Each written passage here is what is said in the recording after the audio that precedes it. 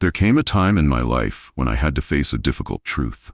Everything I saw around me, every failure, every frustration, every limitation, was not the cause of my state of mind, but the effect of it. My outer world was simply a reflection of my inner world. And that truth changed everything. You see, thought is invisible, but it is the sculptor of all that becomes visible. Each thought we dwell on is like a chisel against the stone of our destiny. I used to believe my thoughts were reactions to life. But over time, I saw that life was reacting to my thoughts. What I focused on grew. What I feared appeared. What I believed became. And that's when I realized if I wanted to change my life, I had to start with my mind. So I began the practice. Controlling your mind isn't about suppressing thoughts. It's about observing them without becoming them. I started small. I would sit for 5 minutes a day, just watching the stream of my thoughts. No judgment, no reaction, just watching. At first the mind resists. It wants to race, to wander, to complain. But slowly I found a stillness between the thoughts, and in that space I found power. Then I began choosing my thoughts, deliberately. When worry came, I replaced it with clarity. When anger appeared, I paused and chose calm. When doubt whispered, I spoke back with belief. It wasn't easy, but with time I noticed something astonishing. The world around me began to shift. Life is a mirror. It doesn't give you what you want, it gives you what you are.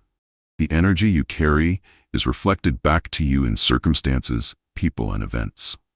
When I walked with resentment, I found more reasons to be bitter. When I walked with gratitude, life gave me more to be thankful for. So I stopped trying to change the mirror and started changing the reflection. Here's the truth. You can't control the world, but you can master the lens through which you see it. So I made a decision to become the observer of my own mind, not to react, but to witness. I began noticing the subtle ways I sabotaged myself, the unconscious habits, the inner critic, the quiet despair behind my distractions. But I didn't fight it. I observed it, with stillness, with presence, and slowly I began to reclaim my mind. The moment you become aware of a thought, you are no longer its prisoner. So let me give you what I wish someone had given me, clear steps you can apply now. Sit in stillness each day. Start with 5 minutes. No phone, no noise, just breathe. Watch your thoughts without judgment. Name your most common negative thoughts, write them down. Awareness is the first tool of transformation. Create a thought reset phrase. When negativity strikes, say, "This thought is not the truth. I choose a better one." Use visualization. Imagine the life you want as if it already exists. See it. Feel it. This programs the mind to attract it.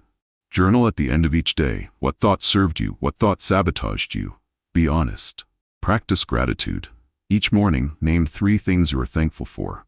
This shifts your state immediately. These aren't just exercises. They are acts of power. Thoughts are seeds, and your mind is the soil. Whatever you plant will grow, so plant with intention.